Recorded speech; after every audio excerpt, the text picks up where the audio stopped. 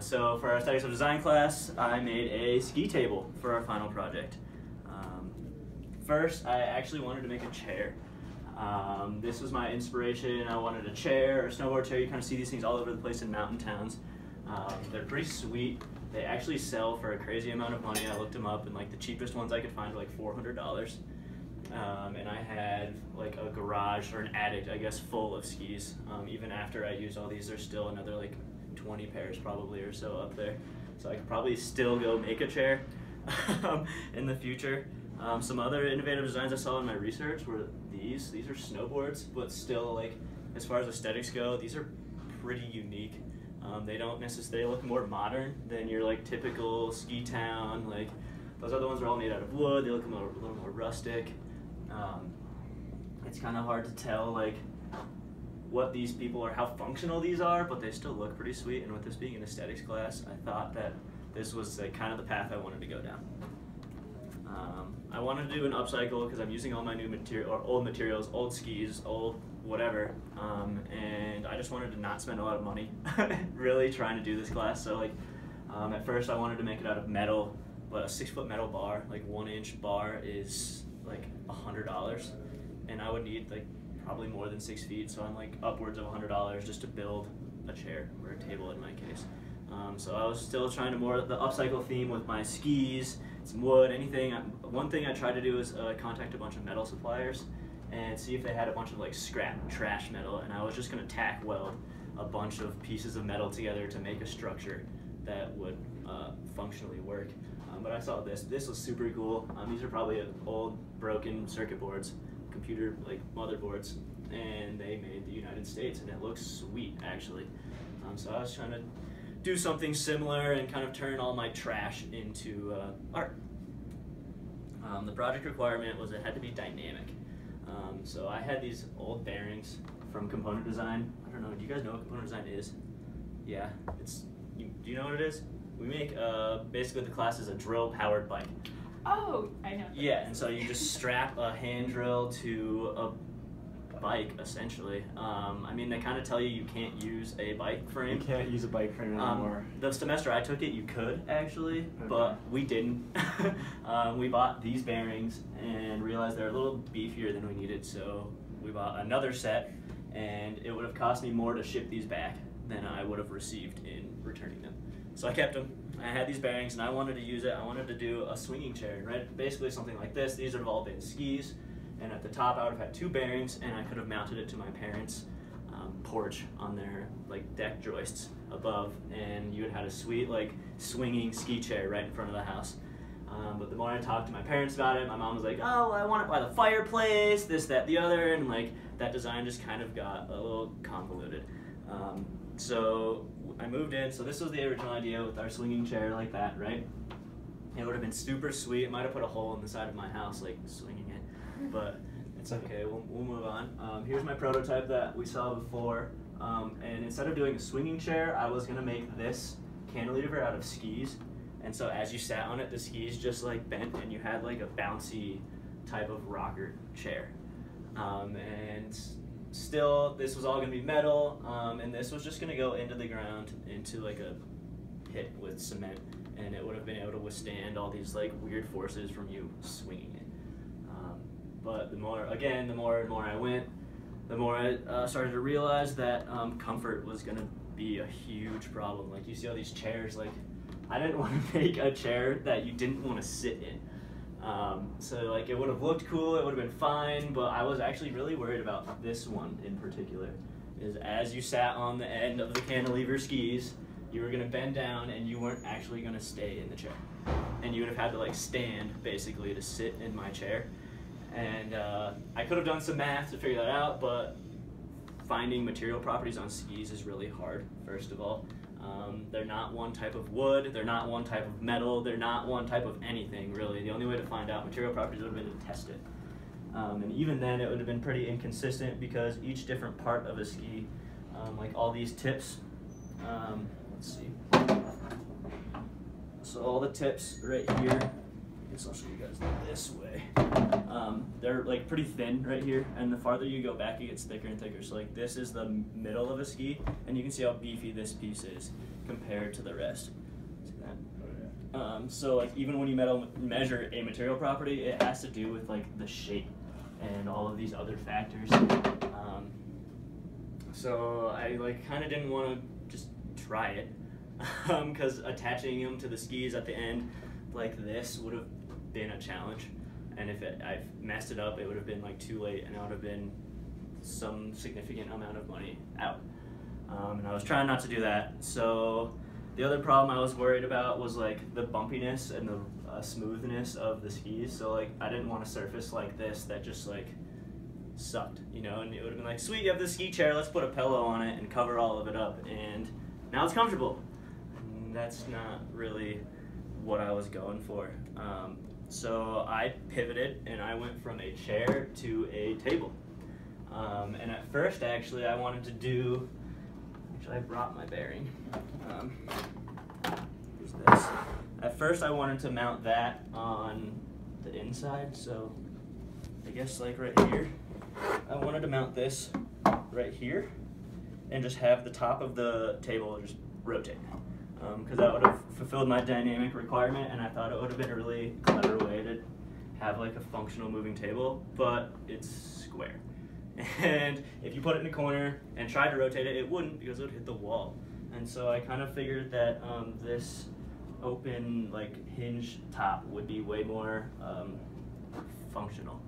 I figured like some storage space underneath is always a bonus. I don't know how easy it would be, like if you actually put something or a lamp on this table, you might not be able to use the storage, but it's still there just in case you ever wanted it. So my first design was like this. I actually wanted to slant my legs out, but as I realized, like planing wood at angles is actually not that easy to do. And because I did this at my house, I pretty much had a Sawzall, and yeah, that's it. So I, decided just to make it square, which it worked out in the end anyway because of these tips. So I'll just leave this thing up here now. These tips are actually, they're not necessarily straight, so they do come in already, which adds kind of part of the aesthetic anyway. Like when you push on this thing, they all flex, but it's fairly level. It's, it's pretty close. I'm assuming this will just like sit next to, it'll just be like a side table for a couch or something like that. I decided to use all of my, like these old skis with these plastic tips on the bottom right here. I decided to use these ones for the legs, for a little like wear resistance, and you wouldn't necessarily put like a piece of metal on your, I don't know, hardwood, or I don't know necessarily what floorings I'll have in my future home. So having plastic tips was nice, but it holds me up. Another thing I was worried about was having it like sturdy, so I actually cut more skis to go across here at the bottom, but I ended up not needing to use them, which is pretty sweet.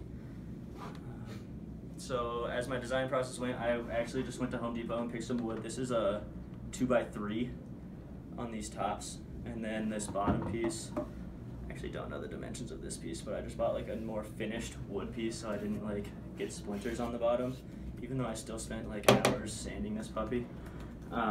So I basically built the box first. I made sure that my ski top would fit, and then I guess the next part that I didn't explain here was these two pictures. So you can see like these gaps right here, and so like that's how I have it. And all these gaps you can kind of see. I wonder if this will stay up. No, not quite, but you can kind of see like these spaces between each ski. I was a little worried about just like losing stuff in my table through these holes, which is a possibility. So one thing I looked into was squeezing them together. So if I just brought all these the back end pieces together, I'd fill in some of these gaps. So that looks like this. And you can kind of see like this half is filled in, this half is not. And it made the top like kind of flower out, which looked cool, but then I also had a lot of this bottom hinge piece that's right here, this piece, started to show. There was like 2 inches on either side when I pushed them together.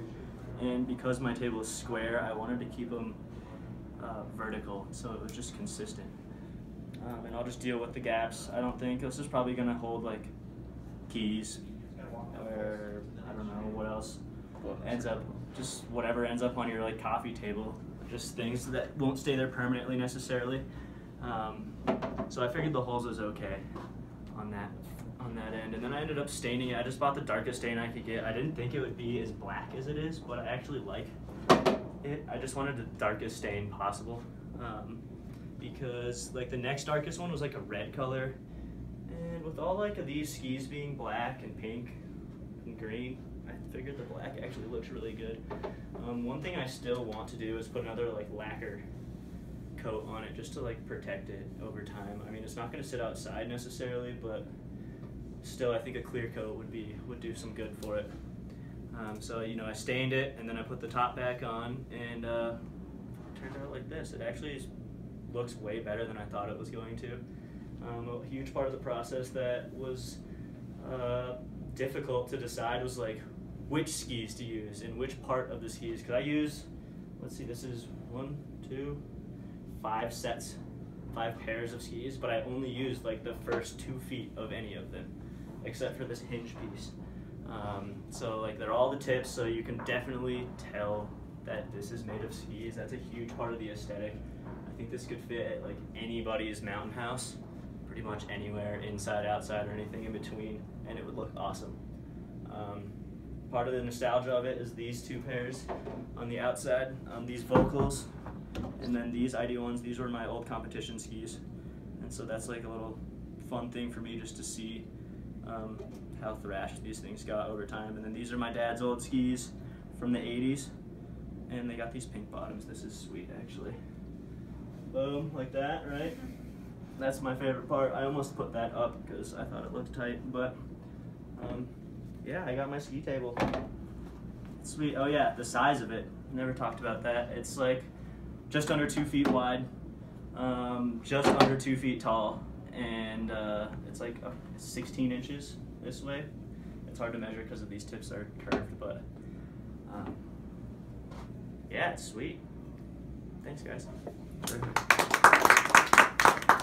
Any questions? You mentioned putting a clear coat on it just to protect it. Would you also put a clear coat on the sawed-off ends of the skis so that water doesn't get in the core of them? That's probably not a bad idea. Because it's wood inside the skis, right?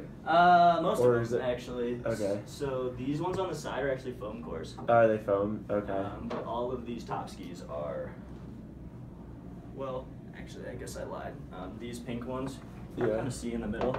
So these ones have foam. This white is foam, and then you got wood on the outsides. Oh, interesting. Okay. Both of these are all wood. Okay. And then these ones, those are foam. see, these are foam. So this black stuff is foam, and then the white stuff is foam. Okay. So we have a little bit of both. Skis are pretty waterproof inherently, as is. True. So when you learn how to do jumps and tricks and stuff on skis, you jump into a lake. Okay. Basically, this like plastic grass stuff, and you ski off of a plastic jump and land in water. Mm-hmm. These skis in particular did that for like 3 years, and they're still just fine. So they're probably pretty waterlogged, but that's still a really good idea, just to like make sure if it gets put outside, this won't just like mold or anything like that. You find some like spray paint, something to give it like shine. Yeah. And protect it. Just spray the whole thing. Yeah, that's what I was thinking. Like a lacquer of like maybe some sort of clear coat would be really nice, because I like the black color. I like that you can see the grains in the wood, especially on the inside. Here, it just looks a little like it looks rustic, sort of. Yeah. You know, it doesn't look new, which is kind of the point, because none of these are new.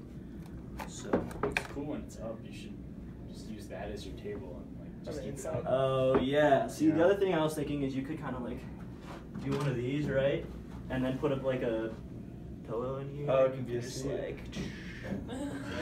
Yeah. It's a little sketchy. It holds me up. I mean, I don't know. The only other thing I would like to do maybe is put a stopper to make it, because if you open it all the way, it just like.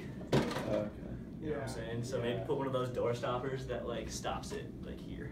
That'd be awesome. And then it would Or stand you up. could take an old ski. You ever see like what are those pivot things, like, you know what I mean? Yeah. You put like a pin, connect it so that way it like scissors almost. That'd be cool. Oh, you're right. That'd be I don't pretty know sweet. how- You need track. Yeah. Let's find out. You would need a track. Or I was also thinking about like actuating it mechanically. That's a ski Which would be pretty too. sweet. That, Yeah, this bottom piece is the ski. Oh, It's actually the next piece. So like this D completes these Dina star right here. And so that next piece goes out to like here.